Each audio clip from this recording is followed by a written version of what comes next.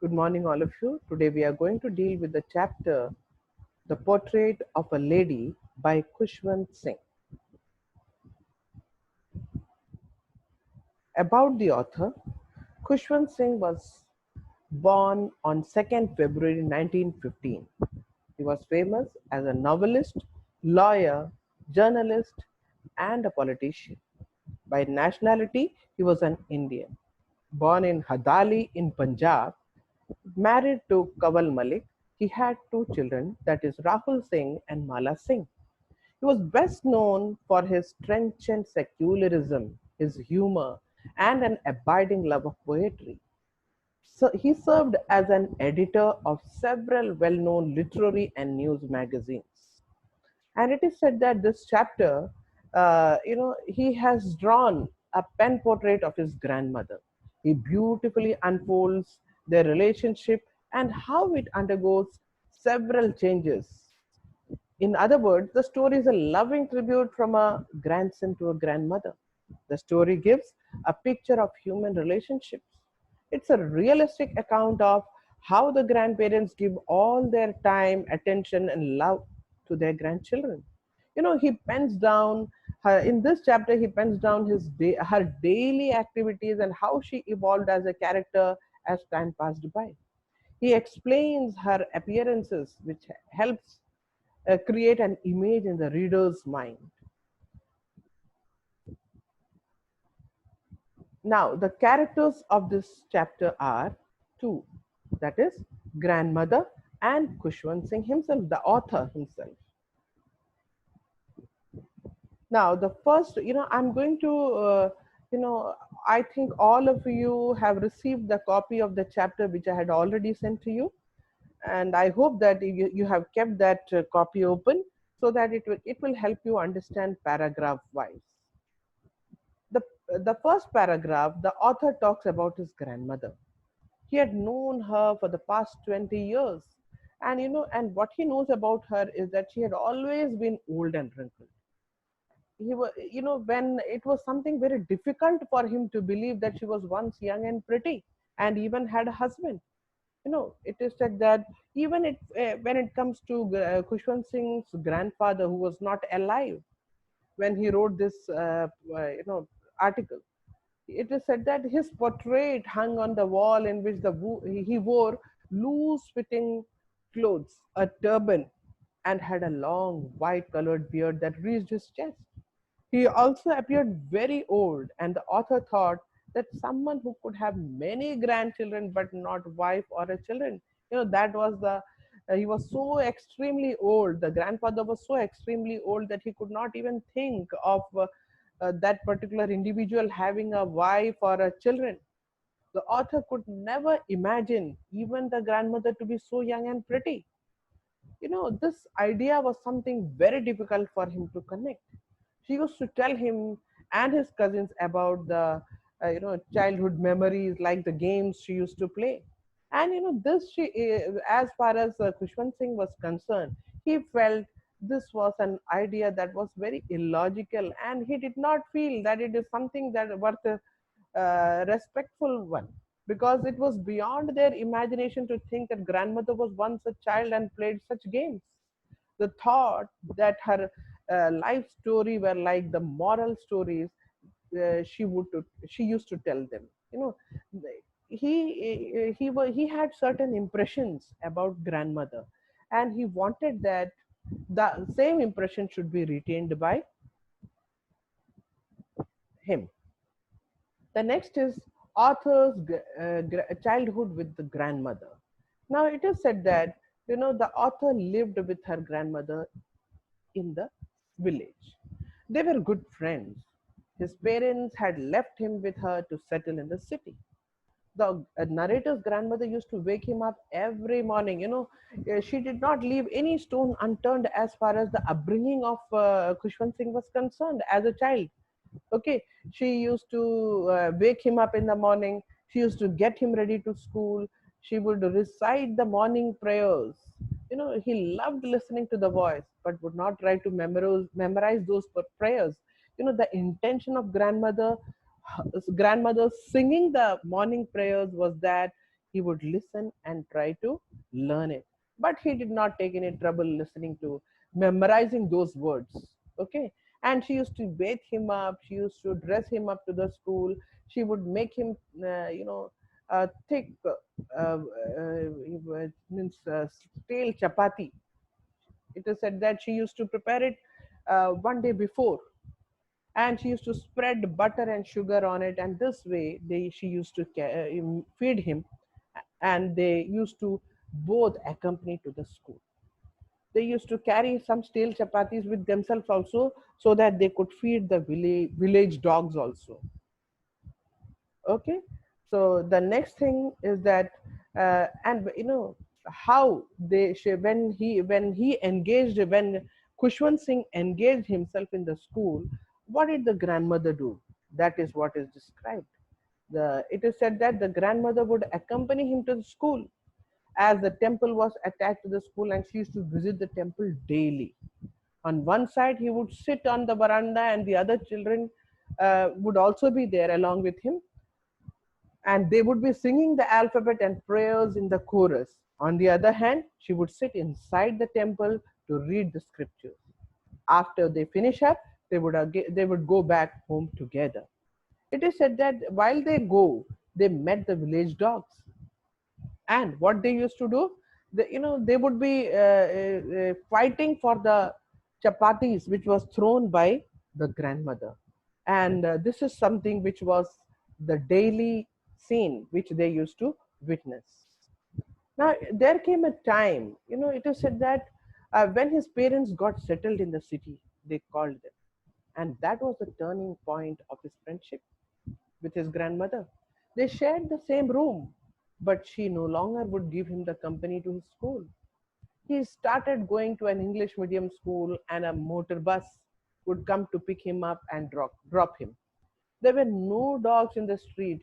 Unlike the village, there was no dogs in the streets whom she could feed with. So what did she do? She found an alternative. That is, she started feeding sparrows in the veranda of the house. Okay, and it is said that as the years rolled by, she saw, there was less of interaction with the grandchild. Grandmother was disturbed. Why grandmother was disturbed? That is what we have to find out. As the years passed in the city, their interaction reduced, and for some time she continued to wake him up and would get him ready for the school. She would ask him what he had learned in the school that day, the scientific term. But then, she was very much disturbed because the scientific terminology and the English words, that she did not understand, and these things made her very unhappy. She did not know the language, she could not help him with the lessons. And another thing is that as his new school never taught him about the God and religious scriptures, this made her feel sad. She did not approve of such an education. When she came to know that he was getting music lessons, it disturbed her again a lot. There were many things that she did not like about. According to her, music was something that was not meant for the gentle folks. It was an art for beggars and prostitutes, and not for those belonging to decent families. She didn't like that he learned music. So she stopped talking to him. So this way, the narrator grandmother was disturbed being in the city. Now, it is said that as years rolled by, definitely there was a change in their relationship. And now, when it is said that the author, when he started going to university, he had a room of his own. The common link of friendship with the grandmother that they had when they had their shared the room was changed now, and thus his friendship came to an end. She became more private and spent her whole day spinning wheels. From sunrise to sunset, she would sit and silently recite her prayers. In the afternoon, she used to feed sparrows in the veranda. Breaking the bread into the small pieces, she would feed hundreds of birds. The birds would gather around her, Some sat near her, some sat on her legs, some on her shoulders, and few on her heads. But then she enjoyed their company. She never shooed them away, but always smiled. And that used to be the happiest hour of her day. In the whole day, that became the happiest hour of the day. Now, this way, the friendship of Khushwant Singh and the mother distanced. Now, another thing was that she was in a way isolated totally, but then she did not ever complain. Rather, she engaged. She found out ways and means to engage herself. You know, when the author decided to go abroad for studies, he believed it would be the last time he would see her, as he would be gone for 5 long years, going for 5 long years. As they all reached the station, she held him tightly and kissed him on his forehead. He thought it was the last physical contact with her. The wet impression of her hand was dear to him. She was not at all sentimental.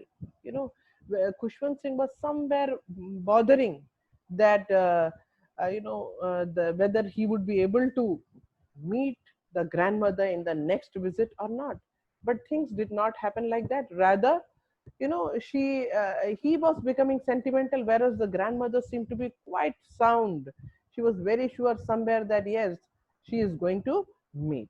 Now, after his coming back, grandmother's reaction on author's homecoming, what happened? When he came back after 5 years, she came to meet him at the station. This happened unlike what the author thought. She looked just the way she did 5 years ago, not a day older. She held him again in her arms and was still reciting her prayers. He noticed on the first day of his arrival that the it was the sparrows that had made her happy. And evening, she didn't follow her regular routine of praying. That day, when he came back, she was quite elated, very happy. She collected a few women from the neighborhood, got a drum, started singing with them. She thumped the drum and started singing along with them. The whole family tried to persuade her to stop singing, as she might get ill due to overexertion. The next morning, what happened? She fell ill. It was just a mild fever. The doctors told them that it would go away. But she took it differently because she knew that her end is near. You know, now she did not wanted to chant. She did not want to waste her time. She started praying and telling her beads of rosary. Okay, and suddenly she stopped, and the rosary fell from her lifeless fingers. A calm, pale appearance spread on her face, and she was dead. That was something which the grandmother had already predicted about her own life. She was waiting for the grandson's arrival. You know, and now it is said that the reaction of the sparrows on the death of grandmother, the sparrows who had developed an intimacy, an intimate relationship with the uh, narrator's mother, that is grandmother. The family, after her death, the family lifted her from the bed, laid her on the ground, and wrapped her with the red colored shroud. Thousands of sparrows sat silently near her. The author's mother fetched some bread for the birds, but they didn't eat. They flew away as the family carried the dead body. The sweeper had to remove the crumbs the next morning. The birds were so sensitive. They didn't want to eat bread, but were mourning the death of one who had fed them for so many years. That was something which happened with grandmother. Okay, and this way the narrator is saying, that the end of the grandmother, this way the grandmother met her end. The sparrows flew away when the dead body was carried outside.